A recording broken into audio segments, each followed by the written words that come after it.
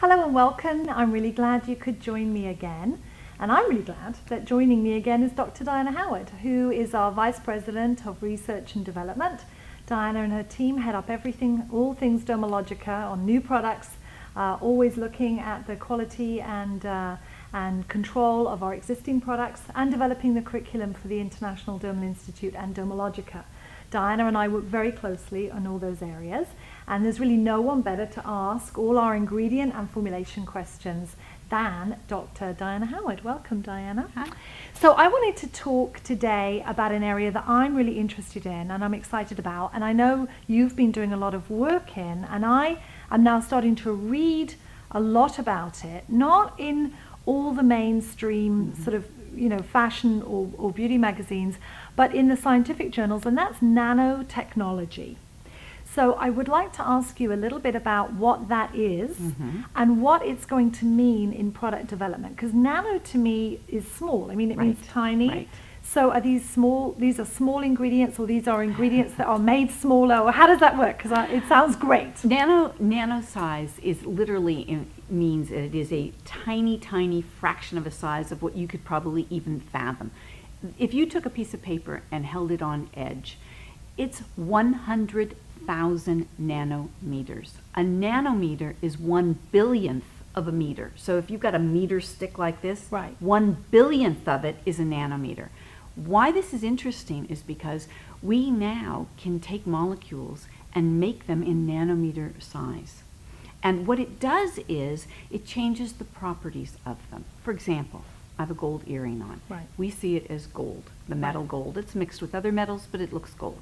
If I go to nanometer size of gold, and I'm not talking about shrinking my earring. This is not miniaturization. This is not like Star Trek. Okay. This is if I could get those gold molecules down to such a tiny size that I'm looking at 100 nanometer sizes of gold, it's going to take on totally different properties. As a matter of fact, it's going to fluoresce like you have never seen it. If I make it even smaller, it's going to be this most unbelievable red. It's going to be a liquid fluorescent red, the gold. If I took aluminum, an aluminum can, and put it in its nanometer size, it's explosive.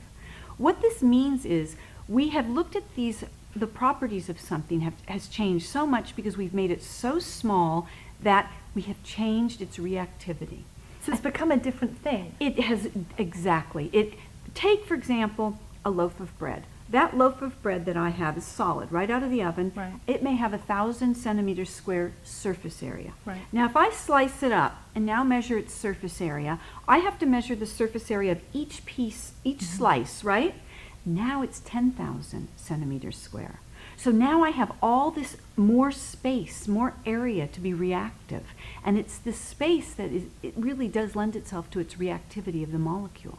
Wow. And so when we use nanotechnology in the cosmetic industry, we have various different forms of it. And that the reason it's controversial is because some people are concerned if you get that small, can it penetrate through membranes? Can it get to your brain? Can it get into the blood? And that is a legitimate concern. Right. And in the United States, there's less of an uproar about it, but in Europe, it's huge.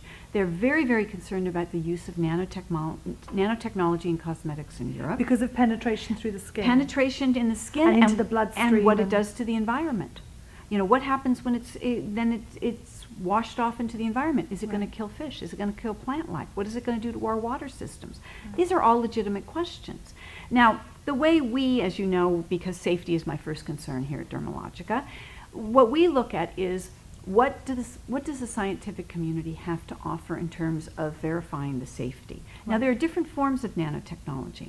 There are the forms such as what's called fullerenes or buckyballs or C60, which are they're called radical sponges. These are all terms people may have heard of. Those are molecules you can put something else in and use them like a vehicle? You can use it as a vehicle, but more importantly, they're so small, and the nature of that carbon C60 molecule is so tiny, it acts as a great antioxidant, quenching free radicals, but it can penetrate, and that's where the concern really lies. Because you can't target them, I guess, once they've penetrated, then they could be anywhere in the It's body. free reign, exactly. Wow, it's like another dimension. It's a totally different dimension. It's like, it's totally science fiction is what it seems like. It seems like it's really unbelievable technology. That technology of using fullerenes or buckyballs, whatever you want to call them, that needs a lot of safety testing before I would ever.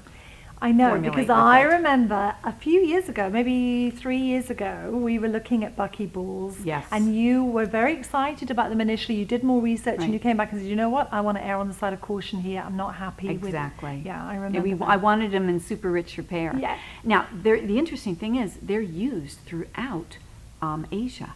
And there's not as much concern about the use of nanotechnology in Asia. Whereas in Europe, you probably wouldn't get away with using it, and rightfully so. You have to be careful. I mean, we've seen creams in Asia that have mercury in them. Absolutely, absolutely. Dangerous. So you have, no, we want to be safe and we want to be effective. So there's the buckyball fullerene nanotechnology, and then there's a second. Then there's the micronized titanium dioxide, zinc oxide, which, as everybody knows, in the last few years, and with Dermalogica, when we really redid our daylight defense, we were able then to do super sensitive face block, which is my all-time favorite because I have such sensitive skin.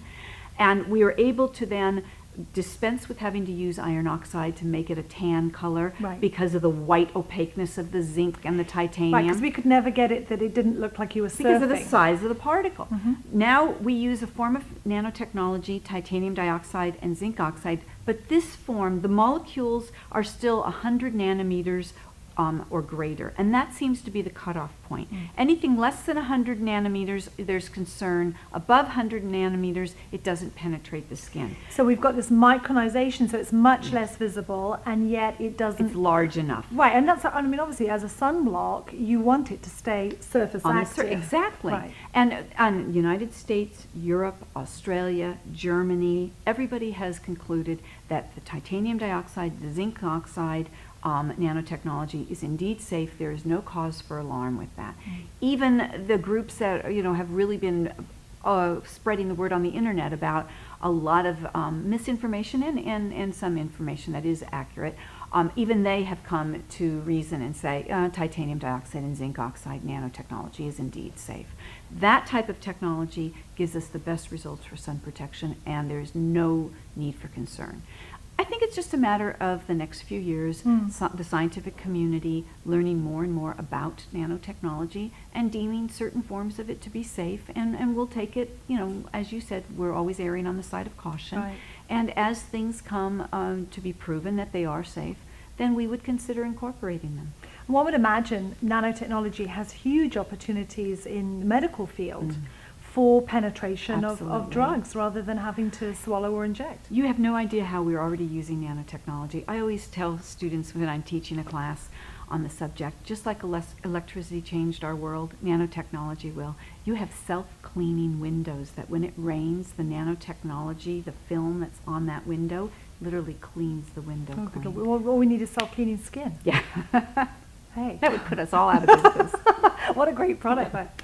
So I'm going to look forward to hearing more about it and working with you on products and looking forward to seeing how nanotechnology can help us in a whole myriad of skin conditions and skin problems. It's exciting. It's very exciting. Yeah. It has applications, and the best part about in the medical, they make these little nanobots that can deliver chemotherapy to a targeted cancer, a tumor. And we look at this and we think this can't possibly be true. This is really science fiction, and it's happening right